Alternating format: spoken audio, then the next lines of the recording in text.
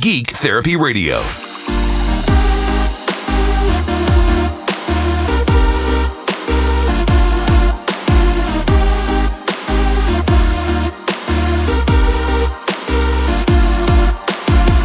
Welcome in once again to the Geek Therapy Radio podcast. I am your mental curator, Johnny Hamburger. I should mention real quick, first of all, before I get on to anything of substance, I apologize for the audio issues yesterday. They weren't all throughout yesterday's podcast. Every once in a while, an audio issue pops up where there's inconsistency in the audio or it jumps around and it gets cut up in a weird way. I don't do that. When I edit these episodes, I went to school for audio engineering. I have been editing audio for 20 years at least. I've recorded and mixed and produced for bands of all different genres. I take a lot of pride in audio engineering and audio editing. A lot of pride in it. One of the things I try to do to differentiate my podcast from other podcasts is I try to keep my audio game tight and on point, because there's no excuse for someone like me, especially who records the bulk of these at a radio station or my home recording studio using, well, I won't say exactly how much my signal chain costs, but it's professional. There's no excuse for someone like me to put out poor audio or have you, even when I'm whispering, having to adjust your volume as you listen to the podcast, or crank the volume all the way up for my podcast and then all the way down for someone else's podcast, or all the way down for my podcast. Then you have to crank another podcast all the way up in volume to compensate. Nope. My podcast, for any audio professionals out there, anybody who cares about audio, in a nutshell, I use my compression effectively, I use limiting effectively, and I normalize everything effectively. I don't normalize right up to 0.0 decibels. I normalize to negative 0.1 decibels at the max. I still leave a tenth of a decibel of headroom before getting to actual zero. Anything after zero in the digital realm is clipping and sounds horrible. I don't engage in that. I keep it extra safe at negative 0.1 decibels. Anyways, and I keep it all around there. The limiting isn't too harsh, or I try not to keep it too harsh. Keep everything nice and tight, nice and efficient, so that you fit your speakers and your phone and your headphones all operate at maximum efficiency. No excuses for my audio. I take a lot of pride in it. Obviously, I spent the last minute and a half or so talking about it. So when I go back and listen to episodes, and sometimes there's little audio gremlins, and it's never anything to do with, oh, the audio level is too low, or the voice sounds like it's on a old telephone or something like that. It's always kind of like janky, weird cuts. Once I upload the audio, it's kind of out of my hands at that point. And so if anything ever like that happens, and it is rare, I do apologize for that. On that note, if anybody has any audio questions, you're working on your own podcast or you're working on your own YouTube stuff, anything that has to do with audio. For YouTube specifically, I did a video recently saying that it doesn't matter, that the best camera for your YouTube channel is your microphone. And how did you get good audio effectively? That if you have just a super crispy $7,000 4K camera and you look like, in your video production, looks like Marquez Brownlee, or looks like Linus Tech Tips, or looks like Austin Evans, or one of those Team Crispies. But if your audio game's bad, the video's unwatchable. It's horrible. Versus if you have a subpar camera, a decent camera, but your audio game's on point, that's so much more watchable. It looks better. It tricks your eyes into thinking, your video looks better when your audio game is on point. So whether you do podcast or YouTube stuff, feel free to email me any questions about that. I would love to help you. I will do podcasts here and there with audio production help. But until then, email me, geektherapy@iheartmedia.com. I'd love to talk to you about some audio and help you out with your audio game, even if it's just for Zoom calls. Even before you get to nitty-gritty, theory about compression and ratios and attacks and releases and knees, and then EQing and high shelving and low shelving and pitch correction and whatever. 90% of good audio is just using your microphone effectively. Good microphone placement. So if you have any questions about that, once again, just email me, geektherapy@iheartmedia.com, and I would love to try to help you with that. Okay, NASA, the meat and potatoes of this podcast. And hey, it came a little early. We're only 5 minutes in.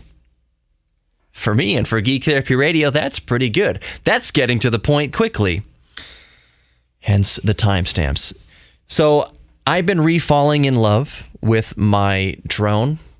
Well, I should say my fully functioning drone, which is the DJI Mavic Pro, the first generation DJI Mavic Pro. I also have a DJI Phantom 3 that flies just fine. The controller works just fine. The body of the aircraft works just fine, but the camera's janky. And the reason why I bought the DJI Mavic was that I would have to replace the camera. I've tried to fix the camera so many times on that Phantom 3.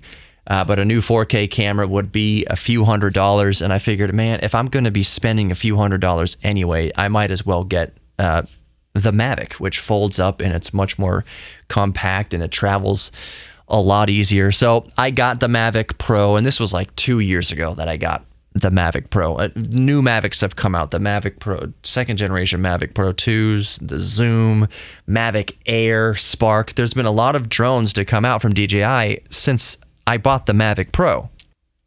And I've been flying the Mavic Pro around a lot more recently. And what spurred, and you know this, if you follow my Instagram, here's a good plug, Geek Therapy Radio on Instagram. I just uploaded a minute-long video of me experimenting with the drone, some cinematic shots with the drone, some object tracking with the drone.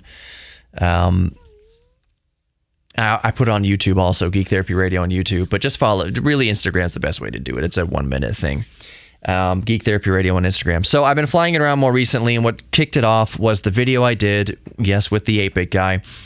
And I've been getting a lot of questions about one particular part of that section of that video, NASA.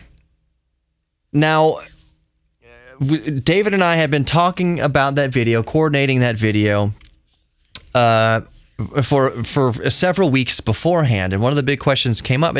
We went over the maps, the geofencing maps. For anybody who doesn't have a DJI drone or any sort of professional drone, there are geofences, which are just basically invisible GPS-based fences. So, for instance, around airports, there's a big bubble usually. There's a couple tiers of it actually around airports where you can only fly below a certain altitude in one area, or there's a warning that comes up on the screen that says, hey, you're within a restricted zone. You accept full responsibility for flying around here.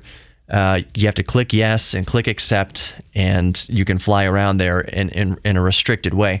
Versus there are zones that are red, that if you were to fly your drone as fast as you can up into this invisible fence, it would stop as if it hits an invisible fence. So we were checking for those geofenced areas around NASA. The closest geofenced area near NASA was Ellington Field. It's an airport that's near NASA. The Johnson Space Center, where they have the Saturn V rocket and mission control and just the headquarters of NASA, there was no such geofence. Now, that doesn't mean, and I need to put a huge asterisk on this podcast and what I'm saying right now, because I don't know the specific laws regarding flying a drone around NASA. And it's not even laws. It could just be policy of NASA. For instance, Disneyland and Disney World do not want you flying drones anywhere near or around or on top of Disneyland and Disney World, and if they catch you, you will get in trouble. Now, it doesn't usually result in a fine or anything. It's kind of a slap on the wrist, and kind of usually what it amounts to is police telling the drone operator, hey, you can't fly around here or go home. But there are individual private rules in place that Disney puts over their theme parks. I'm sure NASA Johnson Space Center probably has some of those rules as well. If they do, I don't know what they are off the top of my head. I felt like I did my due diligence, and disclaimer again, this is just my opinion here, I'm just talking, that I checked the map, I checked the drone maps around NASA and saw that there were no restrictions as far as geofencing on or above or around NASA, except for Ellington Field, which was nearby, and I was not. I wasn't flying towards that airport. I wasn't effectively anywhere near that airport. The drone wasn't going high enough for it to matter. I was a couple hundred feet in the air, which is below the 400-foot legal limit. I was following FAA rules as far as operating my drone was concerned. Below the legal altitude limit, line of sight, I could track it and see where it was going. But still, I got a lot of questions from just random people and friends and family. What spurred this is I was on Marco Polo talking to my friends on Marco Polo, and they both were like, how the heck did you get those drone shots of NASA? If you disappear, then we'll know what happened. So the story is like this. David and I pulled up to outside of NASA. We were in a business parking lot across the street, some strip mall. And we parked the car.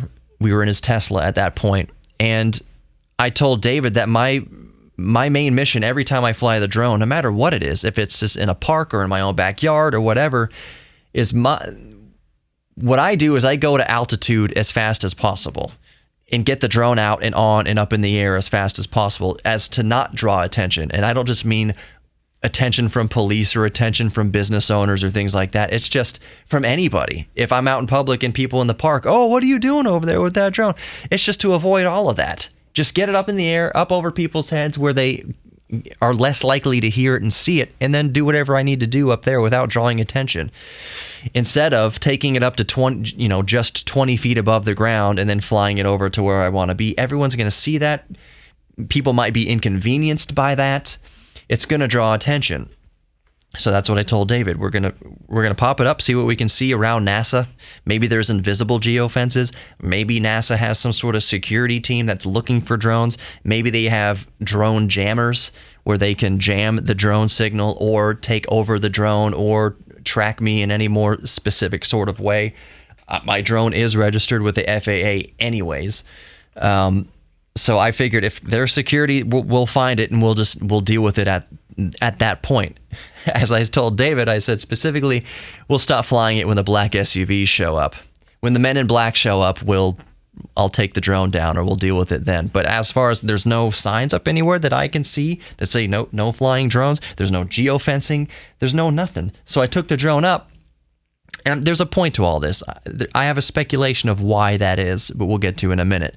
So I take the drone up, I fly it over to the Johnson Space Center, and as you see in the video, I'm flying around the hangar where they hold the Saturn V rocket.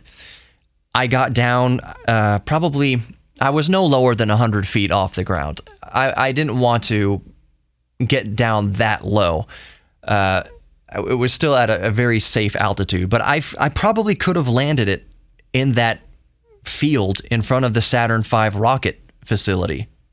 It had the painting of the life-size painting of the Saturn V rocket on the side of the hangar. I got down right beside that building. I mean, 100 yards away, at least 100 yards away to get the whole building in shot. I was nowhere near a stone's throw from it. I still felt a respectful distance. But anyways, I got the shots of the Saturn V building. Obviously, I didn't get the shots of the Saturn V because it was in the hangar. I also flew over the 747 that had the space shuttle on its back, piggyback on top of the 747, and I got awesome shots of the 747 and the space shuttle from way high above it, cool little spinning shots and panoramic shots. Nobody cared. Cops didn't show up. Nobody asked what I was doing. Obviously, there were no radar jammers or drone jammers or any sort of safety security protocol set up that I ever ran into. And it was all very peculiar, even for me. After we got done getting that footage, after I got done getting that footage, again, nobody showed up. Nobody asked any questions. Nobody cared. If anybody even noticed what I was doing in the first place.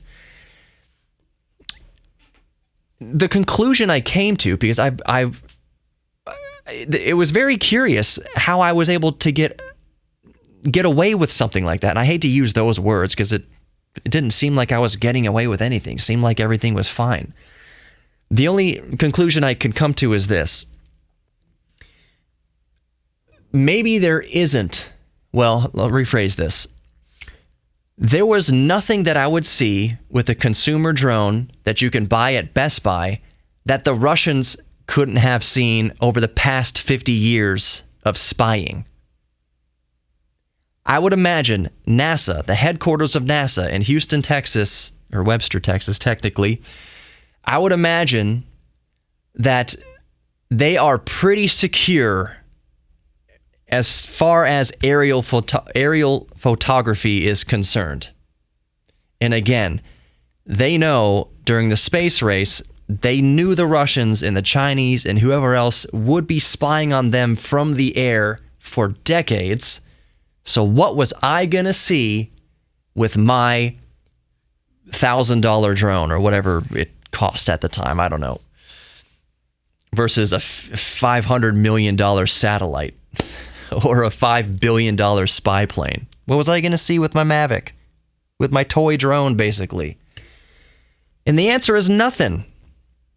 You could see the building where mission control takes place, but what sort of intel could you gather from it? What sort of proprietary data could I have gathered with my little drone? And the answer is nothing. Almost nothing, if not just completely nothing, because it's already protected. It's been protected for decades from aerial spying. I wasn't going to see anything. That's the simplest explanation I can come up with why I met such little resistance. Let me rephrase that. With why I met zero resistance flying the drone around NASA. I would be remiss if I did not tell you right now that I in no way encourage anybody listening to try to fly a drone around NASA. If you decide to do so, it is at your own peril. It's at your own risk. One thing about flying drones in the FAA and the FCC and all government agencies involved is that the laws change all the time. So the fact that I was able to fly around NASA a few weeks ago, that all could change tomorrow. That they could put up the geofences and lock out drones on a hardware level, on a GPS level tomorrow. Those laws can change. They could make it a felony tomorrow. The laws can change. So I do not advise anybody to go out and try to fly their drone around NASA unless you assume the full responsibility. I assumed the full responsibility. I thought for sure, some funny business was going to happen with the drone. And I was kind of, I was curious about that. I assumed that risk, and I thought it would be interesting if some warning came up on the screen or a cop showed up or whatever. I was almost anticipating that, looking around like, where are the cops? Where's the security? Where's Men in Black? Where's the black SUVs? Nothing. So for full disclosure here, I have pulled up the visitor policy for the Johnson Space Center, Houston. Now, there's all sorts of guidelines for visitors, what to bring and what not to bring, and when's the best place to visit, and skip the line, and around the city, whatever, all this stuff. It says what to bring. It says bring comfortable clothing, shoes, bring a small bag, cameras. Photography is welcome, but not inside the theaters. Okie dokie.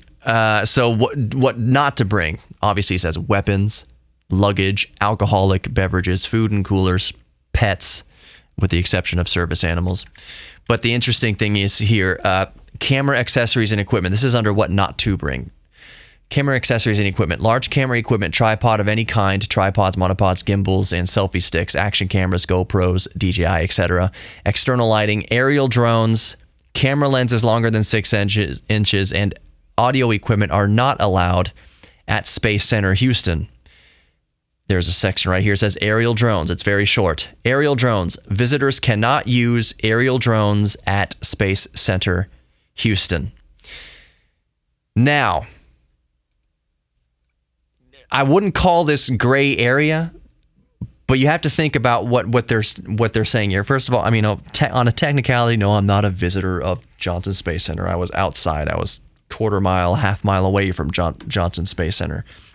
I can understand why they say visitors can't bring aerial drones, because they don't want you being on the premises or inside the buildings throwing drones up, and it's a liability thing. At that point, I believe it's more of a liability, risk of injury. What if your drone comes down and it hurts somebody, or a blade, chops somebody in the cheek or the face or the eye or whatever? You can't just have a bunch of drones flying around at Johnson Space Center, and especially not inside. But when you're outside, they would need to update this language here, I think, if they wouldn't already do so. Or they just don't care. Like I was mentioning earlier, what am I going to see with my consumer drone that the Russians already haven't? So any sort of exterior shots with the drone are pretty well secure, and you're not going to see much due to 50 years of being protective of what you can see from the outside. So I understand visitors. There's clear language. Visitors do not use aerial drones. Like most other, the reason why that's a rule at most other places, if not all other places, it's a liability. It's a risk of injury. It's a risk of damage to property. It's not so much that, hey, you're going to see where we keep the aliens. Hey, you're going to see some proprietary new technology that we don't want the public to see. No, the visitors are public. Whatever they're going to see, they're going to see. The drone policy is there to protect the public and protect against liability.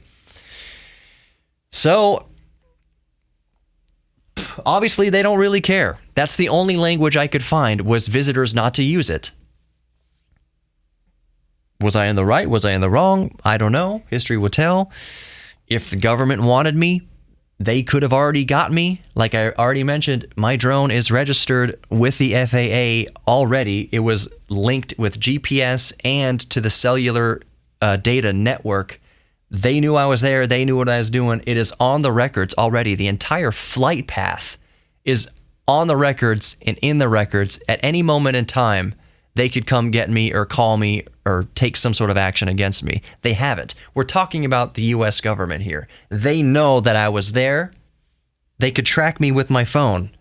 We don't need to get into this huge discussion. Google is not the government, but they track me with their phone. Even without GPS, they triangulate with cellular antennas. They know where I'm at. All I'm getting at is if Uncle Sam really wants to find me and do anything, they know it. They would have already done it. They could have already done it. It's all on record officially, down to the flight path and down to the telemetry of that flight path. They knew exactly where I was. They know exactly where I was. They know exactly what I did. And obviously, they don't really care.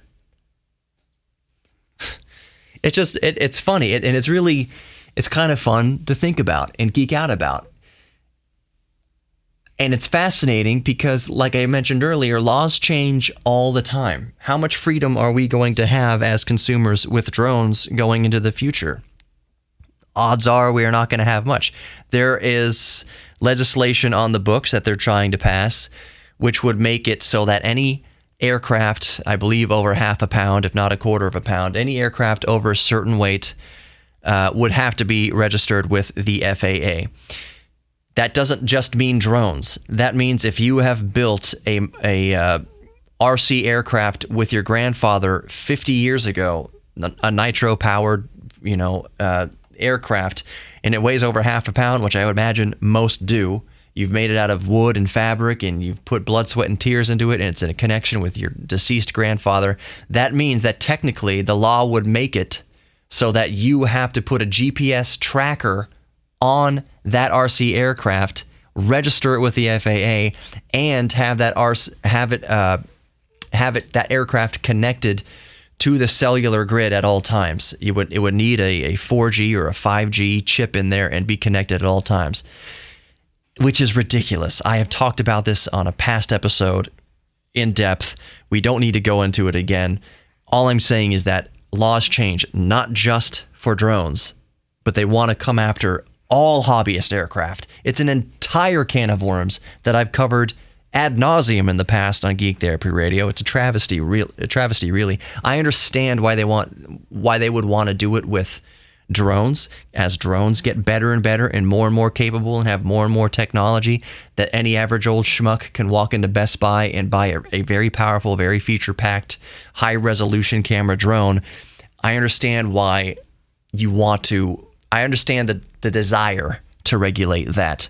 I do not understand the desire to screw over people who have been flying RC aircraft for 50 years, saying that, hey, now technically it's illegal for you to fly your scale model airplane unless you have it connected to GPS and the cellular network at all times it's in the air, and register it with the FAA and pay a registration fee. That's bullcrap.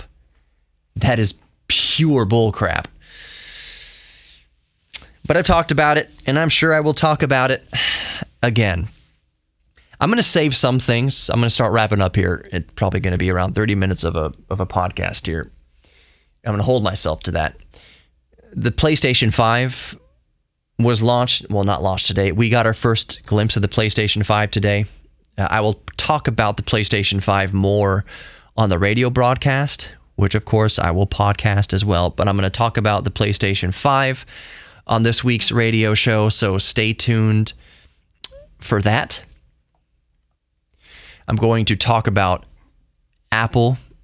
We suspect that at WWDC they're going to announce a full-fledged effort to drop Intel and go with their own in-house ARM-based processors. That should be a fascinating subject to discuss. But all that's coming up on the broadcast of Geek Therapy Radio in a couple of days. I'm seeing a little blurb here on the way out that says the James Webb Space Telescope will absolutely not launch in March, according to Ars Technica. March 2021. Let me just be clear. I almost don't want to. I almost feel like I don't want to talk about the James Webb Space Telescope so much anymore, because to me at this point it seems like vaporware. I know it actually exists. I know they're working on it, but this thing was supposed to launch, if you'll remember, this thing was supposed to launch over 10 years ago. It was supposed to replace, or complement the Hubble Space Telescope. It's going to be way more powerful. It is going to be way more powerful. It's going to let us see deeper and farther into space and see more of space. The James Webb Telescope is supposed to revolutionize astrophysics and space photography and astrophotography, but it was supposed to launch 10 years ago. It's the Atari VCS of space telescopes, and I don't feel like talking about the Atari VCS either. When I first started Geek Therapy Radio, the Atari VCS was all the buzz and all the rage, and people were very excited about the Atari VCS, and I just shut my mouth about it now. I don't think the Atari VCS is ever going to happen. It is so far behind the curve. I think the PlayStation 5 and the Xbox Series X are just the freaking nail in the coffin. If the Atari VCS ever had a chance, with the launch of the new Xbox and the new PlayStation, just give it up. Atari, stop. Just put the Atari VCS into a shallow grave. Fire it off in a rocket, throw it in the ocean. I was excited for it at first. Atari VCS, James Webb Space Telescope. Will we ever see it happen? I will say that I hope that I live to see the day that the James Webb Space Telescope is launched into the air. And I hope, you know what? Hey, if the Atari VCS comes out, wonderful. I don't see the point of it, especially now in 2020. With the announcement and the launches of new Xbox and PlayStation 5, but gosh, what a nightmare. Anyways, that's going to do it for Geek Therapy Radio podcast today. I'm just happy that I did 2 podcasts 2 days in a row. That's something I haven't done for months. Thank you for listening. Remember that we're all geeks about something, so embrace your inner geek. Please know that you are worthy of love, both giving and receiving love. And you are also worthy of your own self-confidence. Thank you for listening to Geek Therapy Radio. Visit geektherapyradio.com for more information and to contact me, and I'll talk to you later.